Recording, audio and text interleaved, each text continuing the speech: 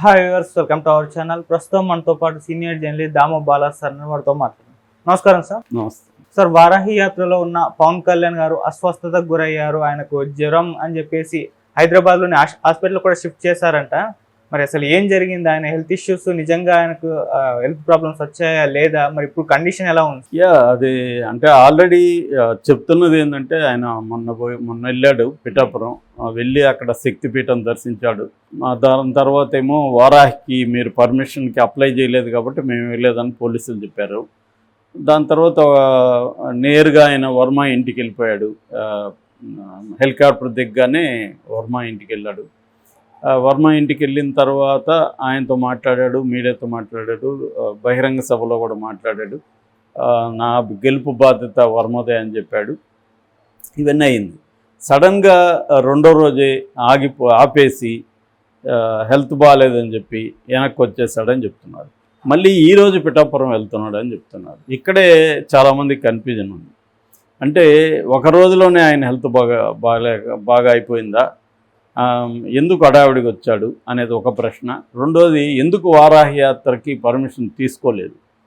ఎందుకంటే ఇవాళ ప్రతి దానికి కమిటీలను పెడుతున్నారు. Monitoring committees, food committees, voluntary committees, రకరకాల కమిటీలు ఉంటాయి. ఒక యాత్ర చేస్తే అందరూ పెట్టుకుంటారు. లోకేష్ పెట్టుకున్నాడు, జగన్ పెట్టుకున్నాడు, చంద్రబాబు పెట్టుకున్నాడు, అందరూ పెట్టుకుంటారు. పవన్ కళ్యాణ్ ఇదేం కొత్త కాదు కదా, ఆయనకి యాత్ర ఆల్రెడీ చాలాసార్లు చేస్తాడు, ఆయనకి తెలుసు. సో కావాలనే పర్మిషన్ తీసుకోలేదనేది ఎక్కువ మంది చెప్తున్నారు. అంటే ఆయన ఈ ఎండలకు భయపడి యాత్రని ఏదో ఇప్పుడు ఆరోగ్యం బాగాలేదు కాబట్టి ఆయన ఇంకా ఎండలకి భయపడి ఎక్కువగా బయటికి వెళ్లకుండా ఈవినింగ్స్ సభలు పెట్టేసి అలా చేద్దామన్న ప్లాన్ కనబడుతుంది. మేబీ అది కరెక్టే కావచ్చు. ఎందుకంటే రెగ్యులర్గా ఎండల్లో లేని వాళ్ళకి ఒక్కసారిగా ఎండల్లో పోవడం అంత మాటలు కాదు. ఒక్కరోజుకే నీకు ఇది వచ్చేస్తుంది. చాలామంది కూడా ఇక్కడే కాదు, నార్త్ ఇండియాలో చాలామంది కూడా విపరీతమైన సన్ స్ట్రోక్ అంటారు కదా, అది వడదెబ్బ, అది వచ్చేస్తుంది. నువ్వు ఎన్ని జాగ్రత్తలు తీసుకున్నా ఎండకి ఎక్స్పోజ్ కాని వాళ్ళకి అలవాటైతే తప్ప. రెండోది ఏంటంటే స్కిన్ కూడా పాడవుతుంది, ఫేస్ స్కిన్ అంతా కూడా బర్న్ అవుతుంది. సో ఆయన మళ్ళీ షూటింగ్లో పార్టిసిపేట్ చేయాలి కాబట్టి ఆయనకి ఇబ్బంది ఖచ్చితంగా. ఇప్పుడు జగన్ అనుకో, అతనికి అలవాటు ఉంది. చంద్రబాబు అయితే ఇంకా సూపరు. చంద్రబాబు లాగా ఎవరు లేరు అసలు. చంద్రబాబు నా విషయంలో చాలా ఇన్స్పిరేషన్ ఉంటుంది ఆయన చూస్తే. ఎందుకంటే ఈ వయసులో కూడా ఆయన ఎండల్లో కానీ దేనికి విరవకుండా తిరగడం అనేది మాటలు కాదు, అసలు ఎవరు కూడా చేయలేరు నాకు తెలిసి. అలాగే మోడీ కూడా. వీళ్ళిద్దరిని మనం ఆదర్శంగా తీసుకోవచ్చు ఈ విషయంలో. మొన్న కూడా ఛాలెంజ్ చేస్తున్నాడు చంద్రబాబు జగన్ని, రోజు నాతో ఇలా తిరగగలవాను అని. నిజమే, అది చంద్రబాబు లాగా ఎవరు చేయలేరు. అంటే పవన్ కళ్యాణ్ ముందు నుంచి కూడా ఇష్యూ ఉంది. ఆయన ఒక రోజు వెళ్తే 10 రోజులు మళ్ళీ వెనక్కి వచ్చేస్తాడనే ఇష్యూ ఉంది. సో అది ఇప్పుడు మంచి ఆయన బ్యాడ్ లక్ ఏంటంటే మంచి ఎండర్లకి వెళ్ళింది. ఇంకా 1 మంత్ పైన తిరగాలి. దాదాపు 40 డేస్ ఉంది. ఈ 40 డేస్ ఎండల్లో తిరిగాడంటే ఆయన ఇంకా అంతే. అందుకని మేబీ ఆయన ఒక రోజు వెళ్ళి 2 రోజులు రెస్ట్ ఇలాగా ప్లానింగ్ ఉంటుంది. అందుకనే వచ్చేసినాడు అనుకుంటా. ఆయనకి అనారోగ్యం అనేది అబద్ధం కాదు కానీ, బట్ ఒకరోజు వచ్చి మళ్ళీ వెళ్ళిపోయినాడంటే కొంత డౌట్ వస్తుంది. అంటే ఒక రోజులో హైదరాబాద్లో నయమైపోయిందా అని. బేసిక్గా ఆయన అఫిషియల్గా ఏం చెప్పలేదు కానీ వాళ్ళు చెప్తున్నది తీవ్ర జ్వరం అనేది వార్తలు వచ్చాయి. తీవ్ర జ్వరం అయితే ఖచ్చితంగా రెస్ట్ తీసుకోవాలి ఆయన. ఒకవేళ ఆయన జ్వరం ఉన్నా కూడా మళ్ళీ వెళ్ళడం అయితే కరెక్ట్ కాదు, ఎందుకంటే ఆయన ఆరోగ్యం చాలా ఇంపార్టెంట్ కాబట్టి. సో ఆయన రెస్ట్ తీసుకోవాల్సి ఉంటుంది. మేబీ నాకు తెలిసి ఆయన ఎండల్లో పెద్దగా తిరగకుండా ఎక్కువగా అక్కడ ఇంటీరియర్లో కలవడం వాళ్ళని అట్లాంటివి చేయొచ్చు అనమాట.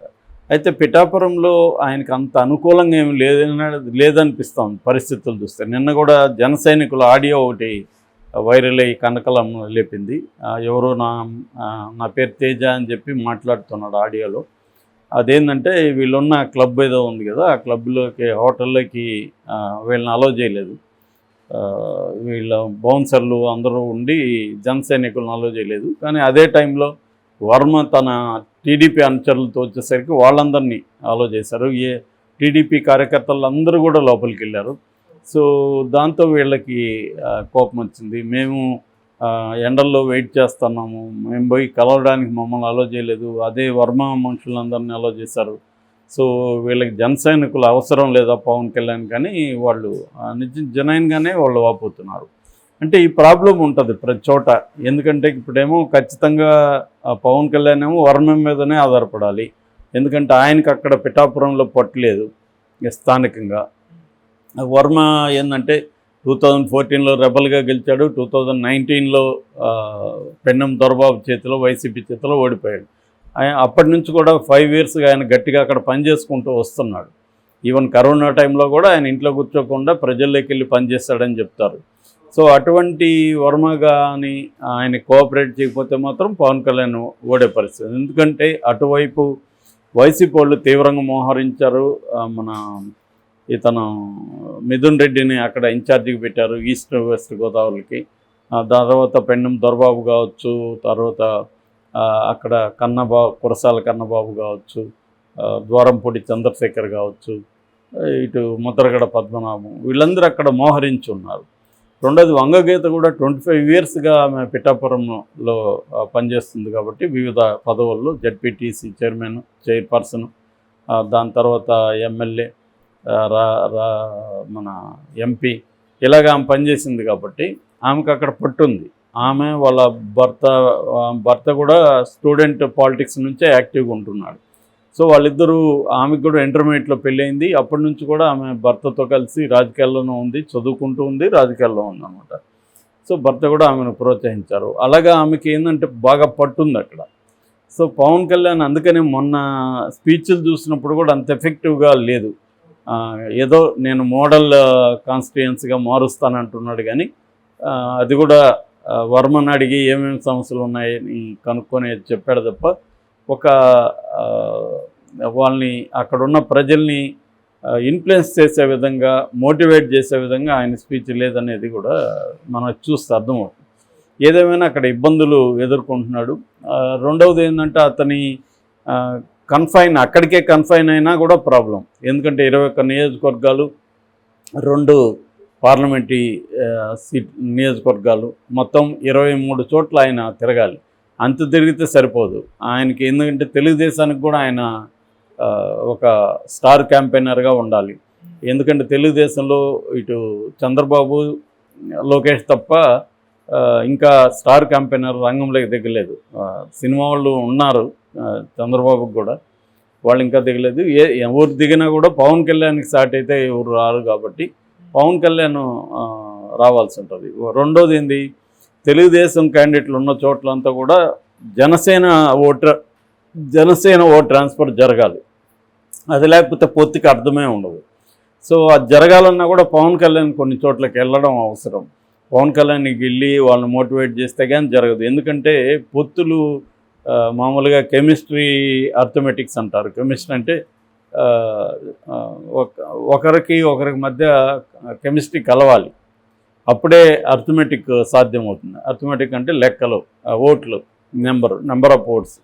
సో ఇది జరగాలంటే పవన్ కళ్యాణ్ వెళ్ళి కొంత లోకల్గా ఇబ్బందులు ఉన్నవా అదంతా పరిష్కరించి, ఎందుకంటే చాలా చోట్ల తెలుగుదేశానికి జనసేనకు మధ్య గొడవలు ఉన్నాయి, నాయకులకు మధ్య.